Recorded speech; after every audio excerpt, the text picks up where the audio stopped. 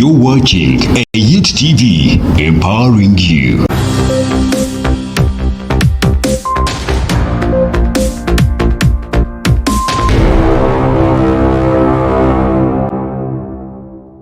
Okay, so you're most welcome, our viewers. Thank you, Ayit TV, for this opportunity of health and lifestyle show. I'm happy to be here today. I'm called Peter Nuwagira. Dr. Peter Nuwagira. I'm a supervising pharmacist and director at Pecos Pharmacy. It's in Rebecca here in Barara. I also teach pharmacy students at the University of Barara at MAST. So I'm happy today to be part of what Ayit TV is doing, and as part of the health and lifestyle hour. Today I want to discuss or to talk briefly about self-medication.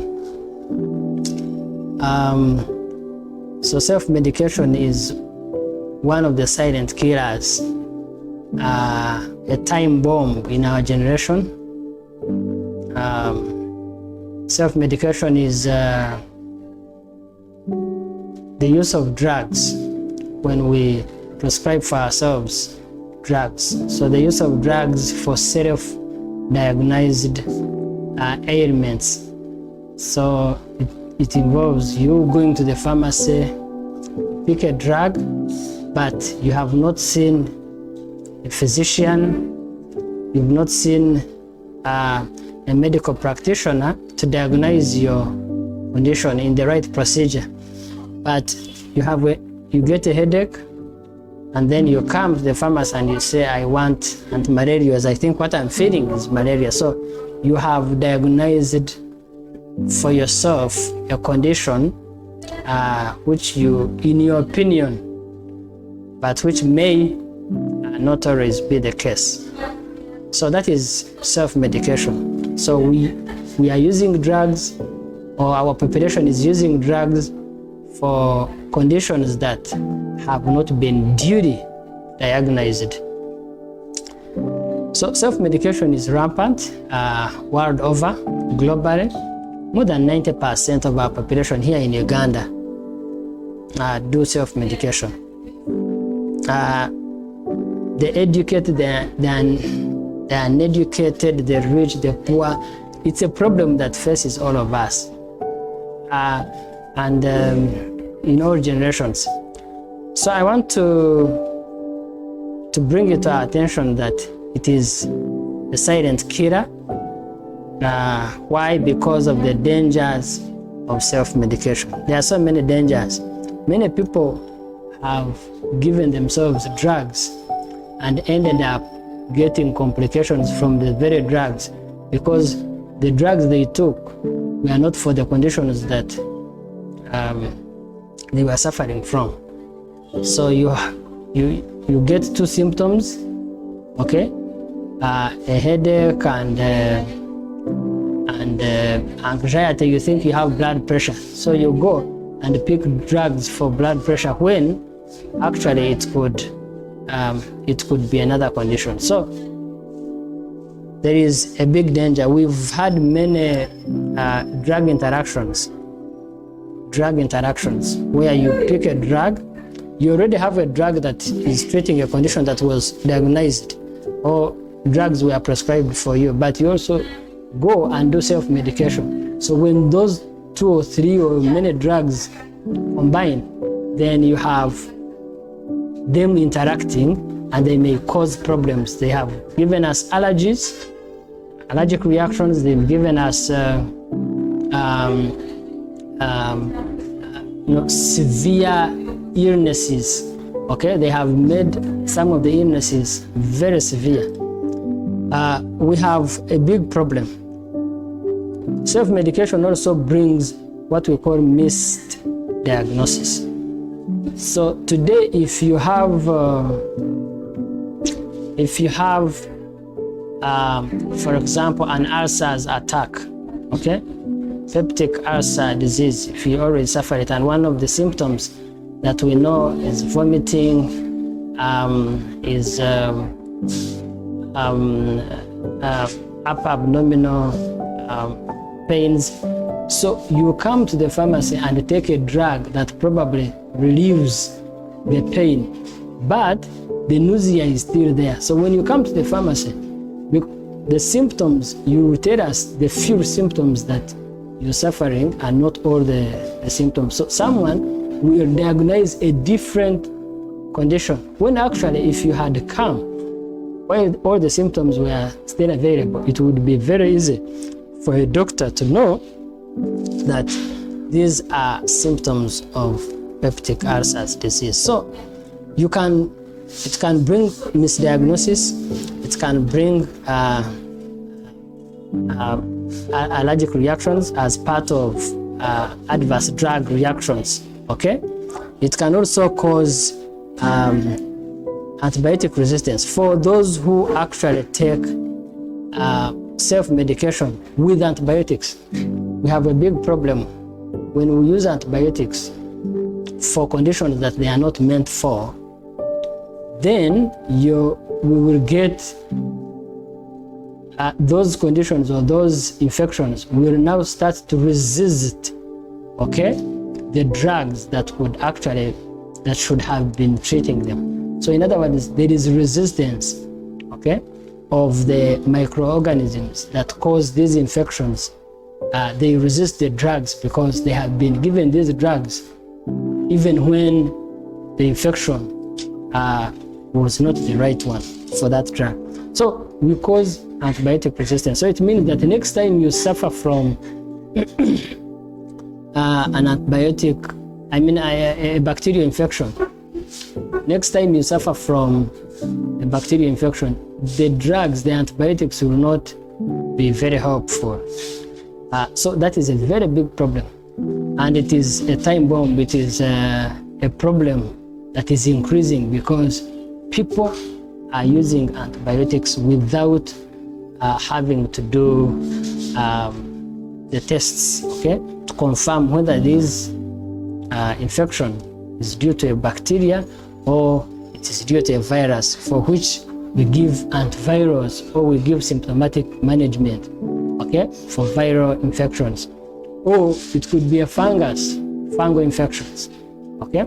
Or it could be even other parasitic infections for which we may not necessarily have to give antibiotics. So that is the other danger of self-medication, okay? There's also what we call polypharmacy. When you have many drugs, because many people in their homes, you find he's suffering from blood pressure, so he has blood pressure drugs, okay, which have been prescribed for him, which is very good, and he's taking them very well. But next time he gets 2 or 3 symptoms, then he gives himself more drugs.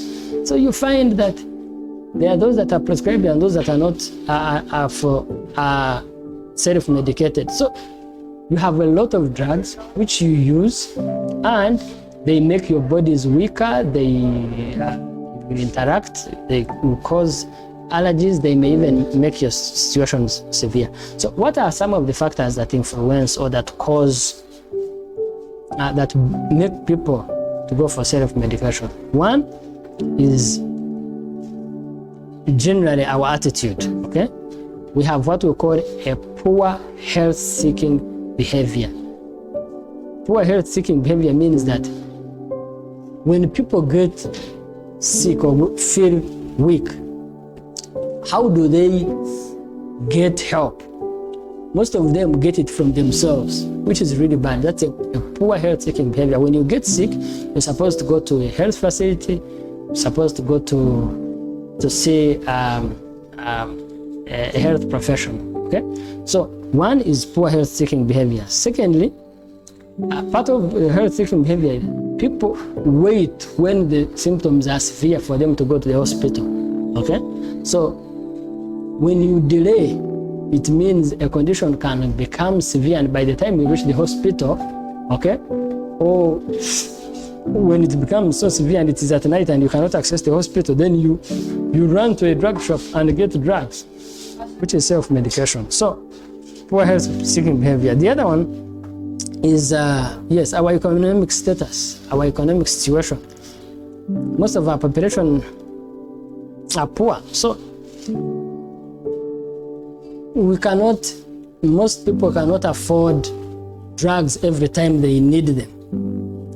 So what happens is that they go and get the drugs for the money, okay, that is available, and they end up self-medicating, okay, because maybe the drugs that they were prescribed are expensive. So he goes and gets an alternative, a cheaper alternative, which may not really be treating that condition. So that is one of the factors that, our poverty status is high. The other thing, of course, is treatment failure. Sometimes, even when your condition is well diagnosed, drugs are prescribed and you take them, sometimes it happens that the drugs may not treat that condition that was well prescribed. So when that fails, most patients start to now say, even the doctor has failed to diagnose my problem, so let me use my own means. So, but that is very, very wrong. When there is treatment failure, you're supposed to go back for a review so that they know what could have failed, and then they start to see what the problem could be, and they give you a solution. Okay. Another reason that brings self-medication is the current social media. There is a lot of media attention, okay, on drugs, on health products, okay. So because people keep seeing a lot of advertisement from the manufacturing or the marketing companies, because they get to know, then they go to pharmacies and get drugs even without a prescription, and that is very, very bad. So social media also has increased. Many people see on the status of a certain marketeer, okay, and they ask what the drug is used for. Before you know it, the next day they've come and they want the drug. So there are quite a number of factors. The other thing, of course, is age. As we grow older, many people want to, because of the experience, they already know that a certain drug is used for a certain condition. They already know it has been used on them many years before or months before. So because of that, they gain experience and they start to self-medicate, which is very, very, very wrong. And many other issues, including our professionals. We don't sensitize our patients well enough, okay? So we don't sensitize them. We don't give them drug information. For example, if you come, even if it is a prescription, I should ask that, have you been taking any other drugs apart from these ones that we are prescribed, so that I can help you, I can give you information of what drug that you're taking and what problem it could be, okay? I tell you to stop, or I tell you to reduce the dose, or give you helpful information. So that is one of the problems, or the factors that could. There are many other factors. So how can we manage? Me and you need to come together to manage self-medication. Self-medication is not a one-off. It's not a one-off. It's not a one man's problem. All of us must have concerted efforts. We must come together to manage this. So how the best way to manage self-medication is by all of us coming on board: the health professionals, the doctors, the marketeers, the pharmacists, the government, Ministry of Health, because we need sensitization. They need to advocate, okay, for better or health-seeking behaviors from the population. Consumer associations, okay, there are many associations, patient associations. There's an association for people living with HIV/AIDS. There's an association of people living with blood pressure, an association of people living with diabetes, with cancers, So those, we should come all together and put the message clear out there that self-medication is a very big problem. Like I told you, more than 90% of our population, more than 90%, okay, of our population self-medicate. So it means that in every 10 people, 9 pick drugs without a proper diagnosis. So it should be a concerted effort. Let's manage it together. Let's come together as professionals, as government, the private sector, the consumer associations or patient associations. We come together. The other thing is the professionals. Whenever a patient comes to the pharmacy, okay, it could be in a government hospital, it could be a health center, it could be a private pharmacy, it could be a clinic, okay? Every time somebody comes to get drugs, ask if he has been taking other drugs, okay? So that you get the complete picture or the complete story of his problem, and then you're able to advise accordingly, okay? If they were drugs used for that are going to interact with the drugs that you're giving, tell him to stop them, okay? I'll tell them to bring them to the pharmacy actually, okay? So that you can discard them, you can take them away. Otherwise, they are going to be a very big pain. The other thing, of course, is this is largely a government responsibility. Insurance, national health insurance. When people are insured, they will not fear that if I go to a hospital, they will ask me for a lot of money that I cannot afford. I've already told you that most of our population is poor, okay? So when you have insured, for some of us who have insurance clients, it becomes very, very easy. If I know that when I bring my card to a pharmacy, I will get served. If I bring my card to the hospital, I will get to see a doctor. Then people will come. That's the truth. For insurance clients, there is a very little self-medication. Okay. The other thing, like I said, is patient education. We must keep educating the patients. Okay. We must keep telling them that it is wrong to do self-medication, and it should start with us.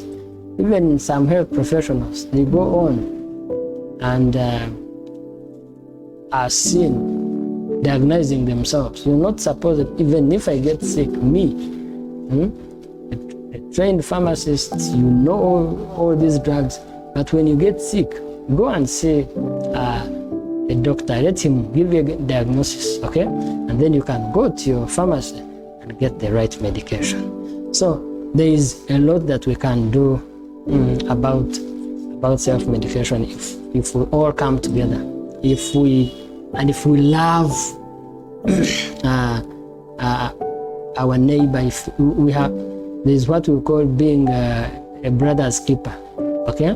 When you see someone having self-medication, tell him, say, this is wrong. Next time you can do better, and help you through this. So I want to bring all of us to the attention that let us work on reducing the levels of self-medication. It is a time bomb, I'm telling you. Like I said, antibiotic resistance is growing.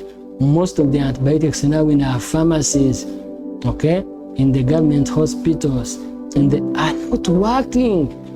Okay, why? Because we have abused them. We've used them for conditions that they are not supposed to be treating. Okay, and so they are not able to help us. Next time you will get a pandemic and an antibiotic resistance. So you get a bacterial infection that affects a very big population, and you cannot have good antibiotics to treat it. It ends up being a global pandemic like COVID, okay, like we are seeing.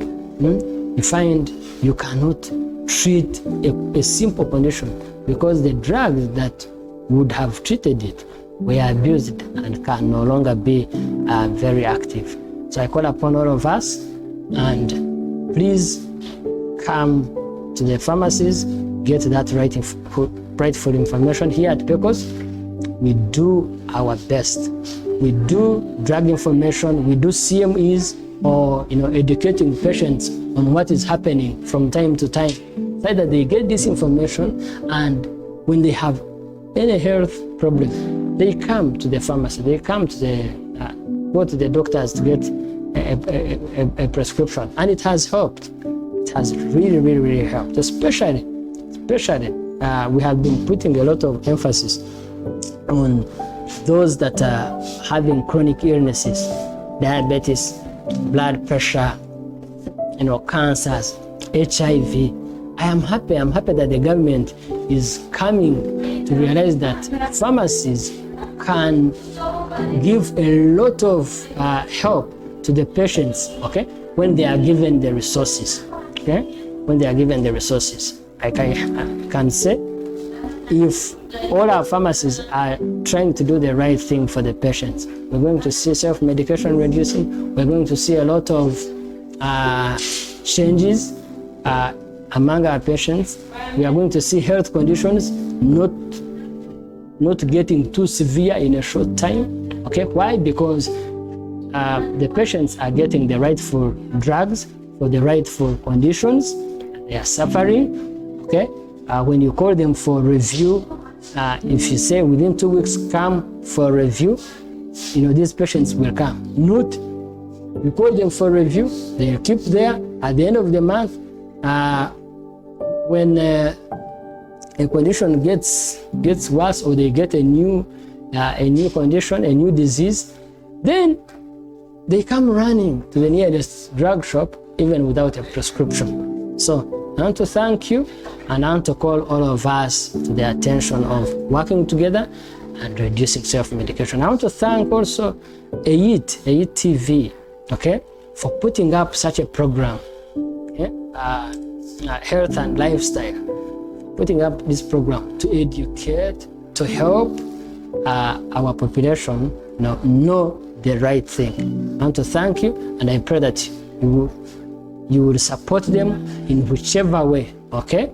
Support them, watch their programs, and let this message go out there and help our population. Thank you so much. Peter Nuwagira, Pecos Pharmacy, we are always at your service. Thank you. You're watching AIT TV, empowering you.